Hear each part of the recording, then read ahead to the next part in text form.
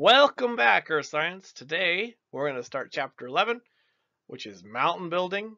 This is directly after we just got done talking about earthquakes, and we're talking about a lot of plate tectonic and activities going on there. So let's talk about mountain building and how we get these really big structures that mountains are. But first we need to ask the question, what are mountains form? Where do they form? And what are they? Well, to begin, a mountain is a large mass of rock that rises a great distance above its base.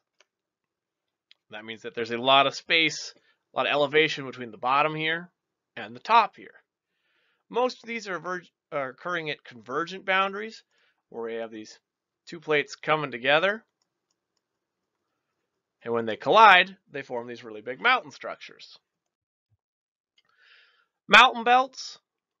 Most of our mountains in the world occur in these very long belts that are going along these convergent plate boundaries. These belts are where we either have active mountains that are currently forming or mountains that have formed in the past.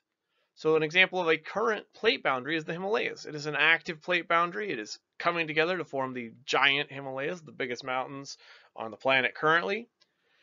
And we contrast it with the Appalachians in the United States, which is on the East Coast, which is an old plate boundary where these mountains have been worn down and are much smaller. So here's a picture here on the left-hand side with the Appalachians here, this kind of older mountain range here where these two plates came together. And here we have the Himalayas, which is where this India plate is colliding into this Eurasia plate up here, creating these very big mountains. Mount Everest, the tallest mountain on Earth, is inside of that mountain range. So it's a very large force coming together to create this. All right, continental margins. This is the boundary between a continental crust and an oceanic crust. And there's two types. There are the continental margins that are active and the continental margins that are passive. And this is where in active, we're having plate boundaries where we have a continental plate and an oceanic plate that are butting up next to each other. And in passive, it's all one plate. Part of it is continental and part of it is oceanic.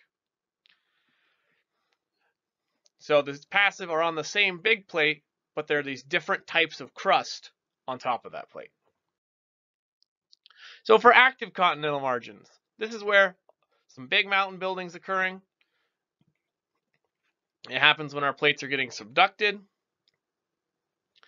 As this plate is going underneath here, it is pushing up this mountain range. As all along this plate, this mountain range is going to form, and that's what forms these big mountain belts.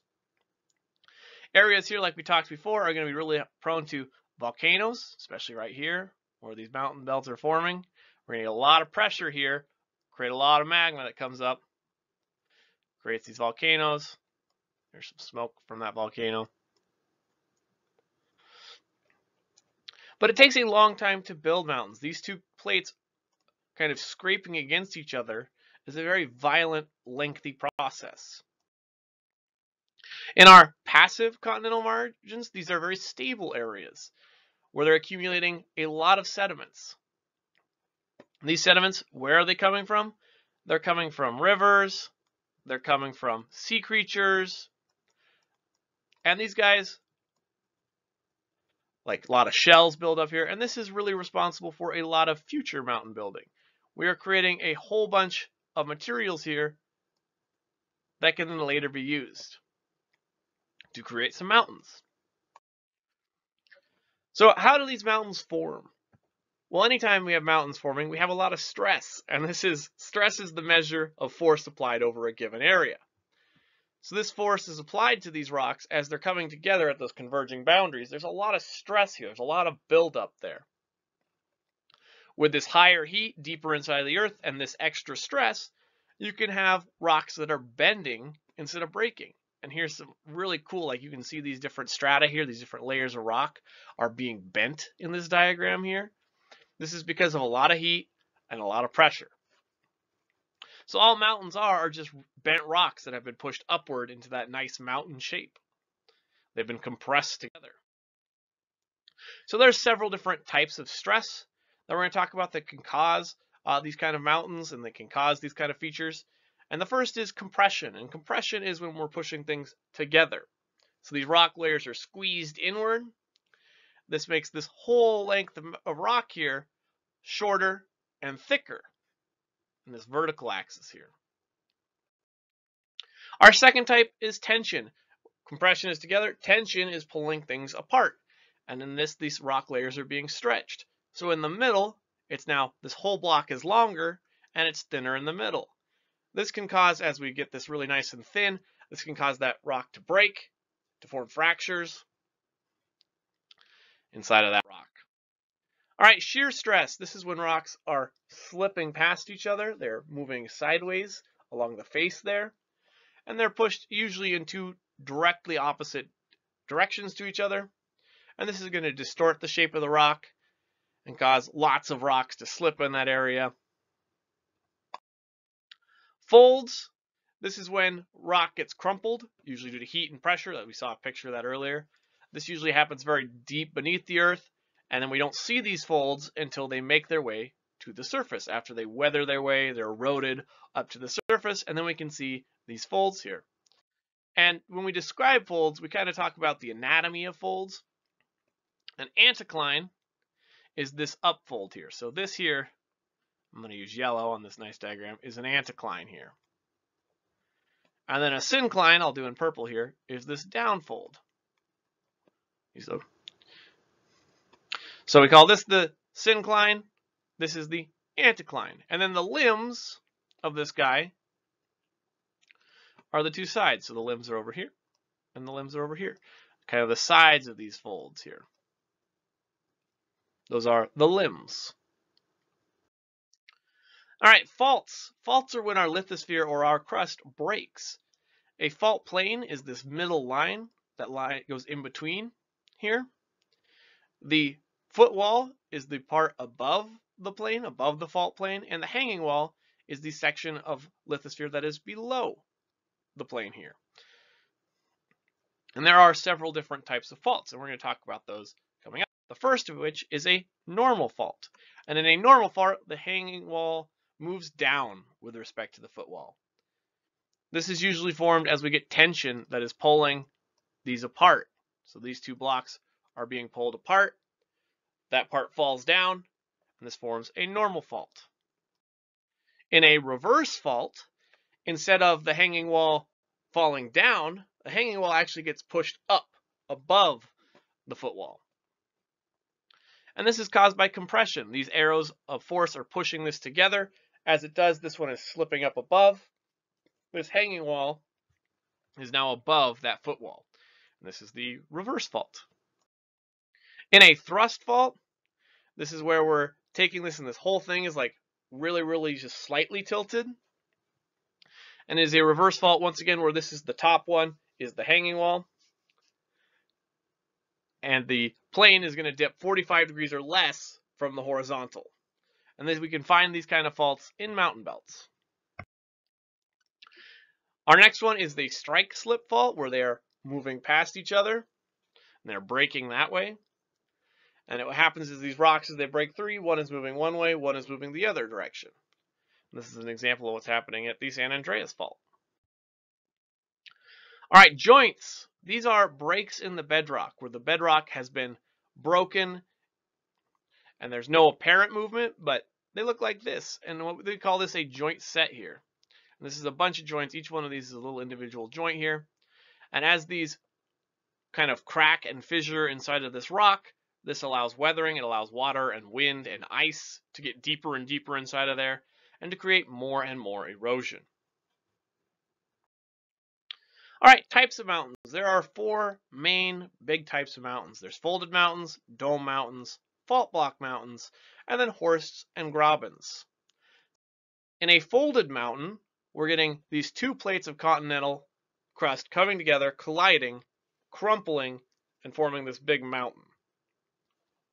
So mountain ranges that were formed this way are the Rocky Mountains, the Appalachian Mountains, and the Himalaya Mountains, all formed this way.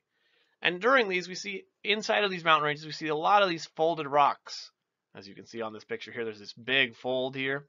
We see a lot of these folded rocks inside of these folded mountains. That's why they're named that way.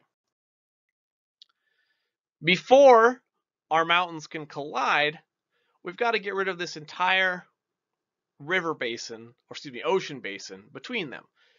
Remember from a previous lecture that the denser oceanic crust is going to go underneath the lighter continental crust.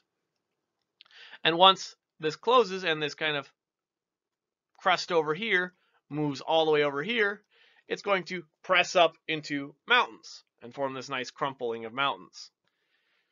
So the fuel that is going to give a lot of the volcanoes in the area is this nice continental, it's oceanic crust going underneath until we get to that continental part where they're going to collide together because they're both light and they don't want to be subducted underneath each other, and they will form those really nice, tall, folded mountains.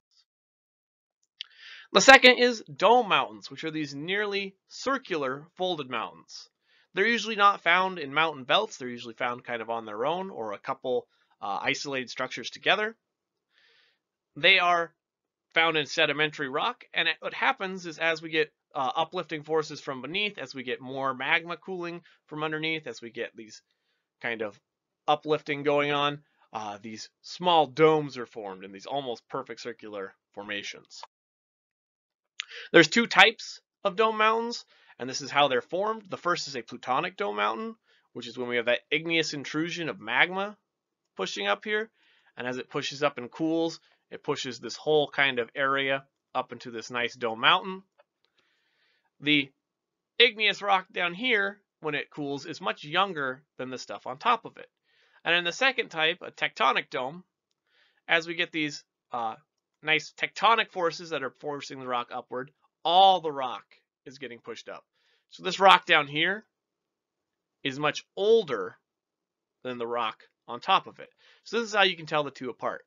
The newer one that has the newer stuff underneath is a plutonic dome mountain, and the one that has the older stuff underneath is a tectonic dome mountain.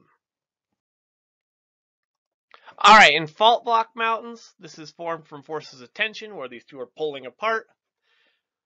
The areas in the middle are getting pushed up, and a whole block of crust is actually breaking free, and as it breaks free, that whole chunk is under a lot less pressure and it moves upward. It gets uplifted, forming these fault block mountains, where it's this whole chunk of fault, this whole block of fault has broken up and moved upward to form this mountain.